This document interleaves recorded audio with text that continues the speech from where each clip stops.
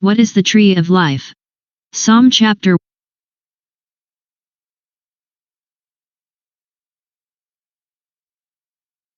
What is the tree of life? Psalm chapter 1, verse 1 through 3. Blessed is the man who walks, not in the advice of the wicked, nor stands in the streets, with sinners. A sinner is one that disobeys God's law, nor stands in the dwelling places of scoffers.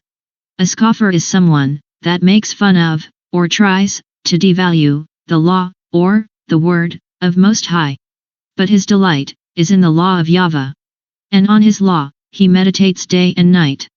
He is like a tree planted by streams of water, that yields its fruit in its season, and its leaf does not wither. In all that he does, he prospers. The tree is symbolic for man, and the water is symbolic for Yahweh's law. That's the kind of water we need to be drinking daily. It cleanses and purifies us. Notice its leaf does not wither, meaning the tree will never die. Isaiah chapter 55, verses 1 through 4.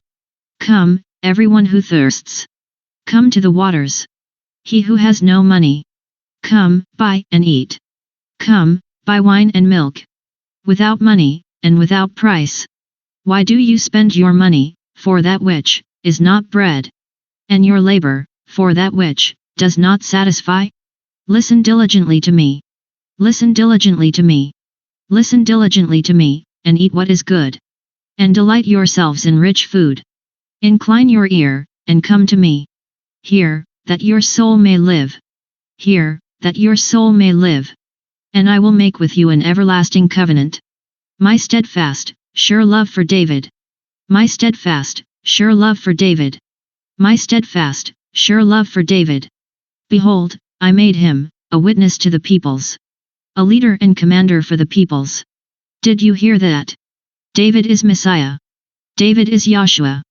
He is the witness that came in the word of Most High. It is his words we are commanded to eat.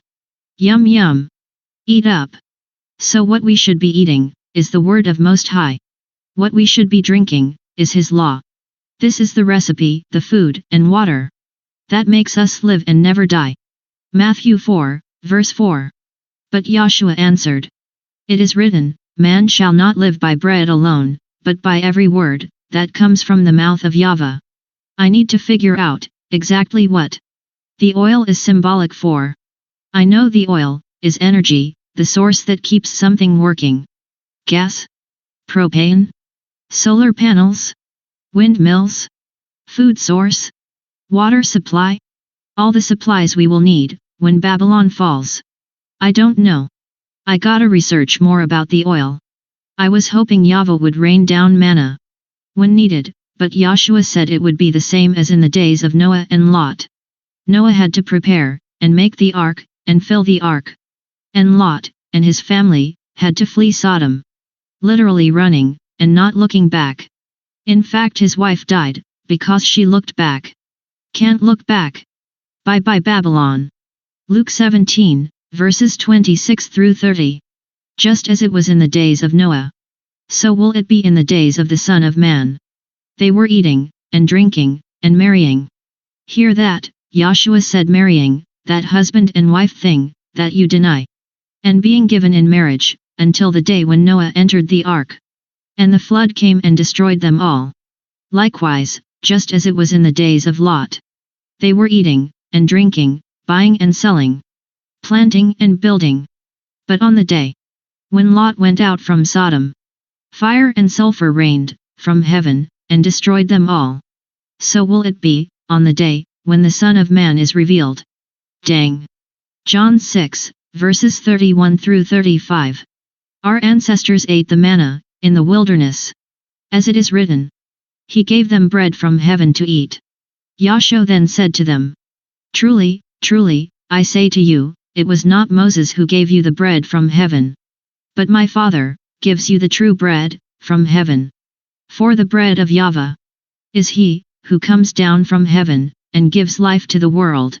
They said to him, Sir, give us this bread always. Yahshua said to them, I am the bread of life. Whoever comes to me shall not hunger, and whoever believes in me shall never thirst. Joshua said, that he is the manna, that he is the bread of life. I believe that means, we gotta eat his words. Understand his words, understand his hidden parables, and obey him completely. Matthew 24, verses 36 through 51. But concerning that day and hour, no one knows, not even the angels of heaven, nor the Son, but the Father only. For as it was, in the days of Noah, so will be the coming of the Son of Man. For as in those days, before the flood, they were eating and drinking, marrying and giving in marriage, until the day when Noah entered the ark. And they were unaware until the flood came and swept them all away. So will be the coming of the Son of Man. Then 2 men will be in the field. One will be taken, and one left. 2 women will be grinding at the mill. One will be taken and one left. Therefore, stay awake, for you do not know on what day your Lord is coming. But know this, that if the master of the house had known in what part of the night the thief was coming, he would have stayed awake, and would not have let his house be broken into. Herefore you also must be ready, for the Son of Man is coming at an hour you do not expect. Who then is the faithful and wise servant, whom his master has set over his household, to give them their food at the proper time? Blessed is that servant whom his master will find so doing when he comes. Truly, I say to you, he will set him over all his possessions. But if that wicked servant says to himself, my master is delayed, and begins to beat his fellow servants, and eats and drinks with drunkards, the master of that servant will come on a day when he does not expect him, and at an hour he does not know, and will cut him in pieces, and put him with the hypocrites. In that place there will be weeping and gnashing of teeth. The parable of the wise and foolish virgins. Matthew 25, verse 1 through 13. Then the kingdom of heaven shall be likened to 10 virgins, who took their lamps, and went out to meet the bridegroom. Now 5 of them were wise, and 5 were foolish. Those who were foolish took their lamps, and took no oil with them. But the wise took oil in their vessels, with their lamps. That verse makes me wanna store up enough gas to leave Texas. Anyways. But while the bridegroom was delayed, they all slumbered and slept. And at midnight a cry was heard. Behold, the bridegroom is coming, go out to meet him. Then all those virgins arose, and trimmed their lamps. And the foolish said to the wise, give us some of your oil, for our lamps are going out.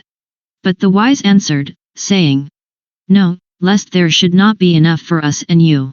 But go rather to those who sell, and buy for yourselves. And while they went to buy, the bridegroom came, and those who were ready went in with him to the wedding, and the door was shut. Interesting, Joshua is speaking of weddings, comparing brides and bridegrooms to the day of his coming. Them either being prepared or them being foolish, aka unfaithful, by not taking care of what he told them to prepare for.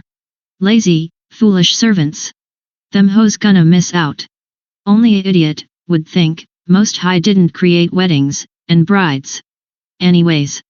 Afterward the other virgins came also, saying, Lord, Lord, open to us. But he answered and said, assuredly, I say to you, I do not know you. Watch therefore, for you know neither the day, nor the hour, in which the Son of Man is coming. Doesn't say year or month. Just saying. Come, everyone who thirsts. Come to the waters. And he who has no money. Come, buy and eat. Come, buy wine and milk. Without money and without price. Why do you spend your money for that which is not bread? And your labor for that which does not satisfy? Listen diligently to me, and eat what is good. And delight yourselves in rich food. Incline your ear, and come to me. Hear, that your soul may live. And I will make with you an everlasting covenant. My steadfast, sure love for David. Behold, I made him a witness to the peoples. A leader and commander for the peoples.